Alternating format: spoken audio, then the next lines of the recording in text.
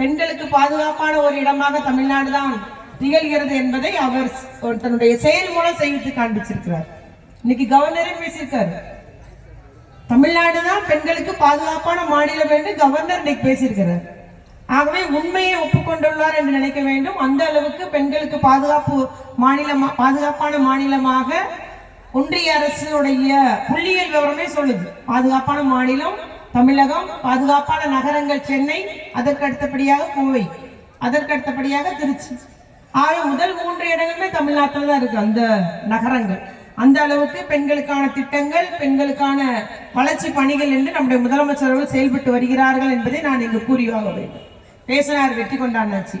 பெண்களுக்கு எதிரான குற்றச்செயலில் ஈடுபடுறவங்களுடைய தண்டனை இன்னைக்கு அதிகரிக்கப்பட்டிருக்கு.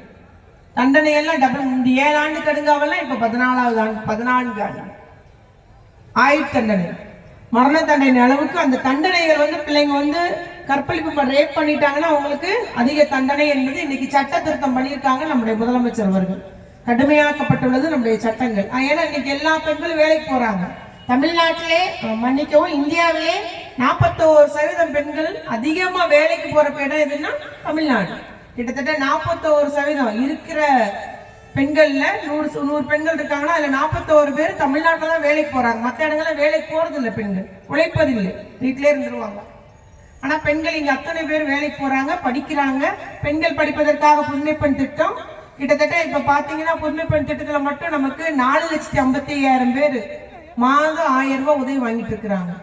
2 லட்சம் பிள்ளைங்க 4ஆவது ஆண்டு 3ஆம் ஆண்டு படிச்சு வெளியே போயாச்சு. ஏற்கனவே போன வருஷம் வாங்கினவங்க இந்த வருஷம் வாங்கலாம். தமிழ் புதல்வன் திட்டமும் நீங்க நினைக்காதீங்க, பெண்களுக்காகவே அவங்க பேசிட்டு இருக்காங்க.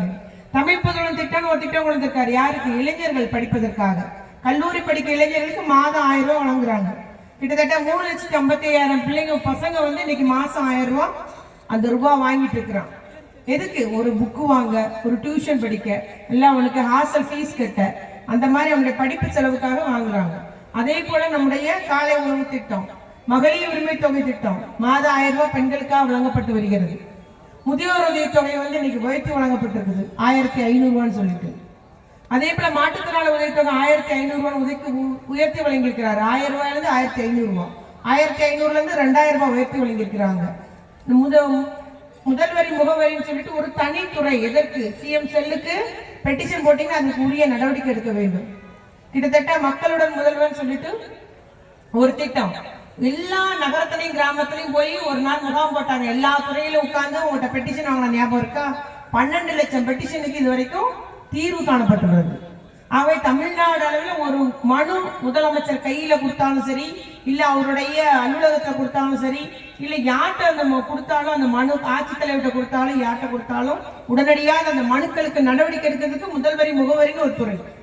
இவ்வாறு நம்முடைய முதலமைச்சர் அவர்கள் பார்த்து ஏன்னா மழை வருமாறு இருக்குது, நான் அண்ணாச்சிட்ட ஒப்படைக்கணும். மக்களை தேடி மருத்துவம் வீடுகளுக்கு மருந்து மாத்திரை கொடுத்தாங்களா இல்லையா? வர்றாங்க. அதெல்லாம் அந்த திட்டம் புதிய திட்டம். அவங்க வீடுகள், அந்த நர்ஸ் வீடுகள் வாரியா கிராமத்துக்கும் வர்றாங்க, நகருக்கு வர்றாங்க. கரெக்டா 15 நாளைக்கு ஒருக்கா செக் பண்ணி மருந்து கொடுக்குற அந்த திட்டம் மக்களை தேடி மருத்துவம். கிட்டத்தட்ட 1 கோடிக்கு மேல் அந்த மக்கள் அதில் பயனடைந்து வருகிறார்கள். செய்திகளை உடனுக்குடனும் துல்லியமாகவும் தெரிந்து கொள்ள சப்ஸ்கிரைப் பண்ணுங்க.